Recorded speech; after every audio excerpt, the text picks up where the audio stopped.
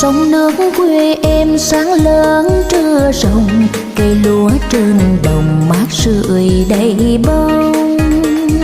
Thương từng giọt mồ hôi, thương mùa nước nổi, nhưng không xa rời phù sa núi